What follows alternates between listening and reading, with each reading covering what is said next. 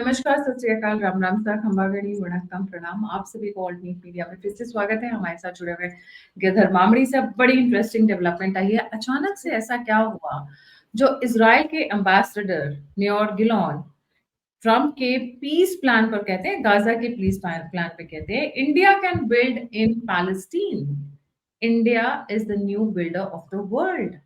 ये कहाँ से अचानक से इतनी सारी डेवलपमेंट्स आ रही हैं? It's a very what do we say pleasant news that is coming from Israel's Israeli ambassador's mouth. तो समझना जरूरी है कि क्या इसके पीछे कुछ और कहानी है, और is it as pleasant as it sound, and I hope कि इसमें कुछ होना. Sir, a very warm welcome on the show. The platform is yours. Is it inspired from what is happening in Australia? If you remember, there's a news similar from there also. जी. गायत्री जी नमस्ते। आपको, आपके दर्शकों को सबको मेरा प्रणाम, नमस्कार, जय श्री राम, हर हर महादेव और जय श्री कृष्ण। देखिए, ये तो बेंजामिन नेतन्याहू का मास्टर स्ट्रोक मान के चलना पड़ेगा। ट्रंप को बुद्धू बनाया, पूरे मुस्लिम देशों को बुद्धू बनाया, और अपना जो मकसद है, हमास को खत्म करने वाला मकसद जो है, उसको एक अलग तरीके से डील कर रहा है। अब ये डोनाल्ड ट्रंप का जो 20 पॉइंट फॉर्मूला जो आया है सामने, इसको पूरे जितने भी मुस्लिम कंट्रीज हैं, 50 ऑड कंट्रीज, सब एंडोर्स कर दिया इसको, इंक्लूडिंग पाकिस्तान। अब पाकिस्तान को वहां खामोका ऐसे नहीं बुलाया था, असीम मुनीर और शहबाज शरीफ को, और उसको व्हाइट हाउस में बुला के ग्रेट गाइज करके ऐसे ही नहीं बोला था डोनाल्ड ट्रंप, उसको झुका दिया। पाकिस्तान में एक नैरेटिव था कि हम किसी एंगल से, किसी सोच से हम इजराइल को तस्लीम नहीं करेंगे। जब तक पैलेस्टीन स्टेट नहीं बनेगा तब तक इसको हम तस्लीम नहीं करेंगे, इसको रिकॉग्नाइज नहीं करेंगे। मगर आज पाकिस्तान ये 20 पॉइंट फॉर्मूला को एक्सेप्ट कर रही है। 20 पॉइंट फॉर्मूला में कहीं भी पैलेस्टाइन का एक सेपरेट स्टेट देने के दर्जा का डिस्कशन है ही नहीं है उसमें। तो ये चीज है, मतलब पाकिस्तान घुटने पे टेक दिया, डोनाल्ड ट्रंप जो बोला वो एक्सेप्ट किया। और उसमें एक और चीज है कि पाकिस्तान शायद इसके बदले में भारत के खिलाफ क्या क्या मांगा होगा, आने वाले दिनों में हमें पता चलेगा। तो बाकी देश इंक्लूडिंग यूरोप में, कियर स्टारमर हो, इमानुएल मैक्रोन हो, ये सब लोग भी इस प्लान को एंडोर्स किया। फिर even Palestinian authority Mahmoud Abbas का, जो रमल्ला में बैठ के काम करती है, वो भी इसको एंडोर्स किया। अभी इसको अब तक एंडोर्समेंट मिला नहीं मिला, करेंगे नहीं करेंगे, एक ही शख्स है, एक ही इंस्टीट्यूशन है जो अब तक रेस्पॉन्ड नहीं किया, वो हमास। जब तक हमास रेस्पॉन्ड नहीं करेगा, इस फॉर्मूला का कोई मतलब ही नहीं बनता है। पहले भी ऐसे बहुत से सीज फायर हुए थे, मगर अब पता नहीं अभी वो एक्सेप्ट करेंगे नहीं करेंगे, वो देखना पड़ेगा। इसमें अब देखेंगे तो बेसिकली क्या कर रहा है, गाजा को डी रेडिकलाइज करेंगे। ये हो सकता है क्या?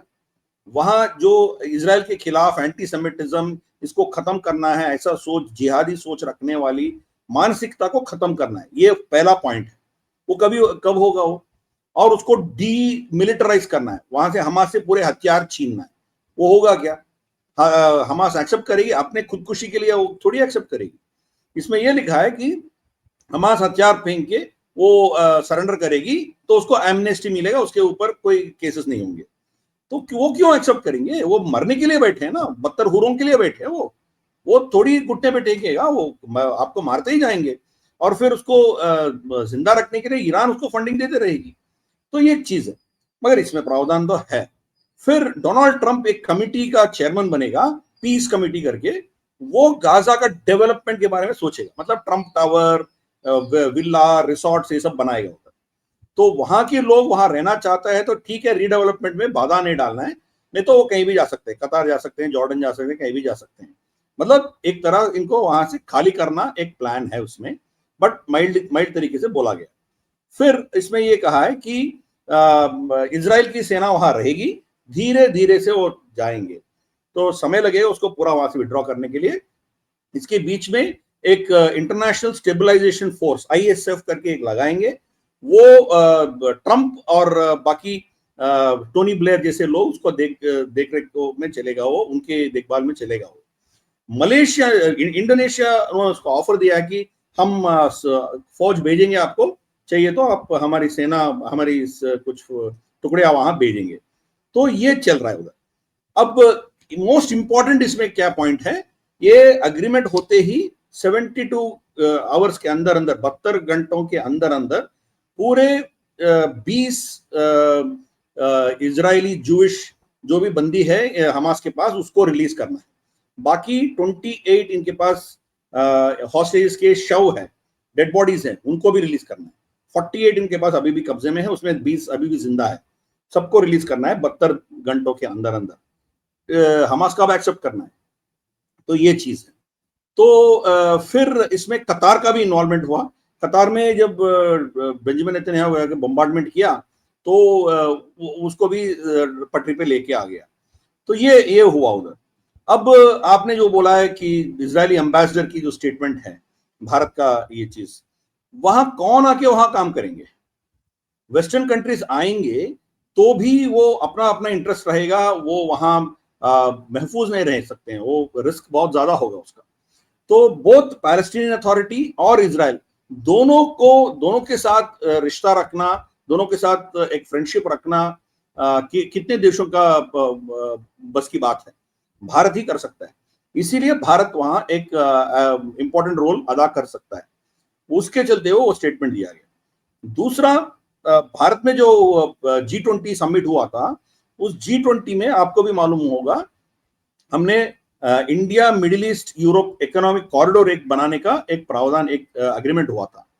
तो वो चीज जो है वो हाइफा से होते हुए जाना पड़ेगा। तो मतलब यूएई, भारत से यूएई तक शिप में जाएगा, यूएई से लेके हाइफा तक ट्रेन में जाएगा, मतलब सऊदी अरेबिया से जाएगा, फिर जो पैलेस्टीनियन टेरिटरी से जाएगा, फिर हाइफा में जाएगा, वहां से फिर शिप्स लेके वो ग्रीस जाएगा। ये अग्रीमेंट है। तो उसको सक्सेस करने के लिए गाजा शांत रहना है, तो इसीलिए भारत का भी वेस्टेड इंटरेस्ट है उसमें। मोदी जी भी इसके समर्थन में ऑलरेडी बोल चुका है, वायबल सॉल्यूशन है करके वो भी बोल चुका है। But the biggest problem is Hamas इसको एक्सेप्ट करेगा नहीं करेगा, ये बहुत बड़ी प्रश्न है। क्योंकि आप हमास से बोल रहे हो कि आप खत्म कर दो, अपने जो एग्जिस्टेंस है उसको खत्म करो, खुदकुशी करो, वो क्यों एक्सेप्ट करेगा? ये चीज है उधर। मगर बेंजामिन नेतन्याहू वार्निंग दिया है, हमास इस प्लान को एक्सेप्ट नहीं करेगा तो अब जितना मैं मार रहा हूं उससे ज्यादा मैं जाके मारूंगा। ये वार्निंग ऑलरेडी दे दिया बेंजामिन नेतन्याहू। मतलब कितना बड़ा मास्टर स्ट्रोक है, आप सोचो। अब इस हफ्ते के अंदर अंदर हमास एक्सेप्ट करेगी तो डोनाल्ड ट्रंप को नोबेल पीस प्राइज पक्का हो जाएगा, क्योंकि चीज ही वैसे ही है। क्योंकि पूरा इनके जितने भी हॉस्टेजेस है उसका स्वैप करना, फिर इनका सीजफायर कराना, फिर तीसरा एक लॉन्ग टर्म प्लान लेके चलना, पूरे मुस्लिम देश उनके सपोर्ट समर्थन में खड़ा होना, ये सब रियली उनको नोबेल प्राइज डिजर्व करता है। तो ये एक लालच दिखा दिया बेंजामिन नेतन्याहू डोनाल्ड ट्रंप को, और डोनाल्ड ट्रंप उस ट्रैप में पड़ गया। तो हमास का एक्सेप्ट करना, एक्सेप्ट करेंगे तो भी हफ्ता 10 दिन के अंदर अंदर कुछ ना कुछ गड़बड़ करके वो छोड़ेगा। ये जो 48 हॉस्टेजेस है, शायद उनमें सबको रिलीज नहीं करेंगे, कुछ लोगों को पकड़ के रखेंगे, तो ऐसा कुछ हो सकता है उधर। तो ये एक खतरा है उसमें। और पाकिस्तान में आज तक इजराइल को तस्लीम ना करने की उनकी जो सोच थी, उसको भी अभी बाजू रख के उसको इजराइल को तस्लीम करना पड़ेगा। इजराइल को तस्लीम करेगा तो पाकिस्तान के अंदर क्या क्या हो सकता है आप समझ सकते हो। इतना रेडिकलाइज सोसाइटी है, इतना रेडिकलाइज आर्मी है उसका, तो वो भी एक खतरा है। तो this is an emerging situation, very interesting situation, and Benjamin Netanyahu front foot पे खेल रहा है। इनको इस्तेमाल कर रहा है डोनाल्ड ट्रंप को, इनकी बेवकूफी को इस्तेमाल कर रहा है। तो सब अब यूरोप, गल्फ, वेस्ट एशिया सब इसके समर्थन में आके खड़ा हो गया। अब हमास इसको एक्सेप्ट करेगी तो हमास खत्म हो जाएगा, एक्सेप्ट नहीं करेगी तो बेंजामिन नेतन्याहू जाके मारेगा, और उसके जो एक्शंस हैं उसके समर्थन में सबको खड़ा होना पड़ेगा। डोनाल्ड ट्रंप को खड़ा होना पड़ेगा, और ये गल्फ स्टेट्स सबको खड़ा होना पड़ेगा। तो this is the master stroke of Benjamin Netanyahu. उनको पता है हमास इसको रिजेक्ट करेगा या एक्सेप्ट करेगा तो भी इसको कुछ ना कुछ तरीके से इसका इसको कुछ ना कुछ बधाई डालेंगे, कुछ प्रॉब्लम्स आएंगे। तो प्रॉब्लम्स आते ही फिर जाके ये मार के आएगा। तो इनका प्लान बहुत अच्छा है, क्योंकि हाल ही में एक हफ्ते पहले यूके, फ्रांस, कनाडा, ऑस्ट्रेलिया, ये सब लोग पैलेस्टीनियन स्टेट को एक्सेप्ट किया और रिकग्निशन दे दिया। तो वो भी एक प्रेशर है इनके ऊपर। तो अब ऑफिशियली यूएस ने ये कहा है कि ये 20 पॉइंट फॉर्मूला आप एक्सेप्ट करके यहाँ पूरा डीरेडिकलाइज हो जाएगा, यहाँ हथियार कुछ नहीं रहेगा, इजराइल के खिलाफ कोई खतरा नहीं रहेगा, तब पैलेस्टीनियन स्टेट को रिकॉग्निशन देने का हम सोच सकते हैं। ये इसका पूरा प्लान है। इसमें भारत का भूमिका बहुत अहम होगा। इन केस हमास एक्सेप्ट करेगा, डेवलपमेंट पूरा भारत को देंगे। क्यों? हम भारत नहीं लेगा तो चाइना आके बैठेगा उधर, चाइना को वहां घुसने नहीं देना। तो भारत ऑब्वियसली इसमें हम हमारी जो रोल है हम अदा करेंगे। तो that is the thing. In fact Haifa port जो है वो पहला चाइनीज के पास था, चाइनीज कंपनी के पास था। अमेरिका के दबाव में, बाइडेन की एडमिनिस्ट्रेशन के कालखंड में चाइनीज कंपनी से निकाल के अदानी पोर्ट को दे दिया। अदानी के कंट्रोल में हाइफा अभी। तो यहाँ रीडेवलपमेंट भी भारत कर सकता है। तो that is the developing story.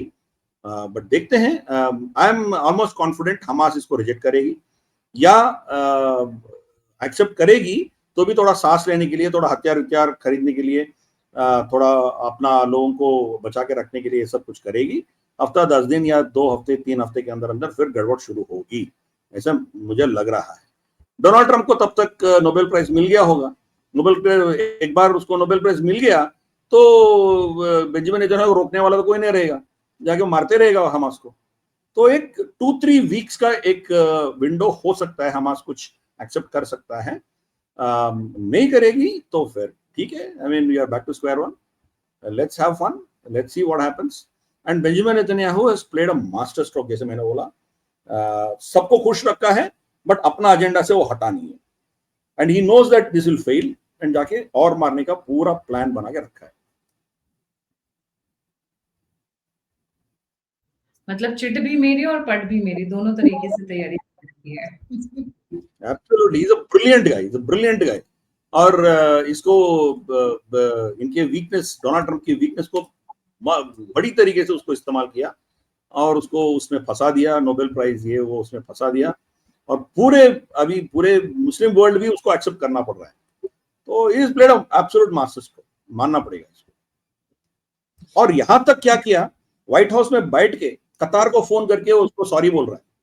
एक तरह से जाके मार के आता है कतार में, फिर बाद में अल्टीमेट फन के पहले अच्छा, ये सुनने में आ रहा है कि कतर ने कुछ लोकेशंस दी थी हमास की। ये सब गेम सॉरी वाला game is for the public consumption. Absolutely, ये सऊदी अरेबिया का एयर स्पेस इस्तेमाल करके मिसाइल गया ना। सऊदी अरेबिया को पता है क्या कर रहा है, तो वो चुप है ना, मगर बैक एंड से सपोर्ट कर रहा है, फ्रंट एंड में इजराइल को गाली दे रहा है।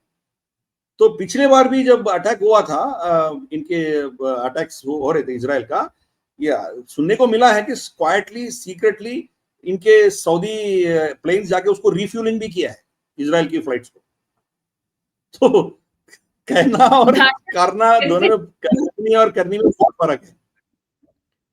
तो सऊदी अरेबिया को हमास से बहुत नफरत है। सऊदी अरेबिया हमास को पसंद नहीं करती, इसलिए वो फंड नहीं करते हैं, ईरान फंड करती है। सुन्नी होने के बावजूद हमास को फंडिंग शिया ईरान से आता है। तो सऊदी अरेबिया बहुत खुश है इजराइल जो कर रहा है, मगर बाहर तो बोलना पड़ेगा उसको, नहीं तो खुद के देश में फिर बगावत आ जाएगी। तो इसीलिए वो बोल रहा है इजराइल ये गलत कर रहा है, वो गलत कर रहा है, सब कुछ बोल रहा है, और पीछे से बोल रहा है इजराइल का जाओ मारो, हम आपको समर्थन करेंगे। ये वाले कोऑर्डिनेट, हाँ, ये वाली जगह पे बैठे हुए निपटाया हो। यही तो चल रहा है। Very entertaining these days, जी। Thank you so much sir for joining me. Iran जब मिसाइल्स फायर किया था, ड्रोन फायर किया था इजराइल के ऊपर, इजराइल को सऊदी अरेबियन इंटेलिजेंस दिया है, वहां से ऑलरेडी निकल गया, मिसाइल्स निकल गया, ड्रोन्स निकल गया करके इंटेलिजेंस सऊदी ने दिया है इजराइल को। दोनों के बीच में डिप्लोमेटिक रिलेशंस भी नहीं है, फिर भी सऊदी कर रहा है। So it's a very big game that is happening there, and इसका लाभ हमें भी मिलेगा, क्योंकि ये India Middle East Europe corridor है, वो हम करेंगे। We will get huge amount of contracts there. Yes, let's keep our fingers crossed. Thank you so much sir for joining. जाने से पहले सभी व्यूअर्स से रिक्वेस्ट है, तैयार रहिए बड़ी इन्वेस्टमेंट के आने के लिए और करने के लिए भी। देख लीजिए, पैलेस्टीन, बिल्ड इन पैलेस्टीन और Gaza, whichever we you call it, Bharat की एंट्री होने वाली है। China is out from there, that's why India is being brought in, and इसका रीजन सबसे बड़े एक है, the trust factor. And obviously we deliver quality and other stuff. सिर्फ ट्रस्ट हो और बाकी चीजें नहीं हो, मैन्युफैक्चरिंग कैपेसिटी नहीं हो और हमारे पास अपना रिसोर्सेज नहीं हो, तब ट्रस्ट भी काम नहीं आता है। So those matter a lot, which Bharat has earned it over centuries, I would not say it in years, centuries. Thank you so much sir. अगर आप कंट्रीब्यूट करना चाहते हैं तो नंबर और यूपीएस स्ट्रीम के ऊपर आप फीडबैक देना चाहते हैं, मुझसे जुड़ना चाहते हैं, इन्फॉर्मेशन शेयर करना चाहते हैं, सभी के सभी लिंक्स डिस्क्रिप्शन बॉक्स में। सर का टीका आज बहुत अच्छा लग रहा है, आई एम लाइकिंग दैट, वो यू नो भूति बोलते हैं ना सर, आप क्या बोलते हैं ये जो लगाया हुआ है माथे पे, what is that called? It's really showing on your face, I would put it that way. Vibhuti, Vibhuti, it's looking Vibhuti, very nice. विभूति। और आपने मुझे प्रॉमिस किया था नवरात्रा चल कुमकुम, रहा अभी तक आया नहीं वो कुमकुम, मतलब नवरात्रा पिछले 2 महीने में है। अभी अभी पूजा के नवरात्रा का पूजा का हुक्म भेजूंगा आपको।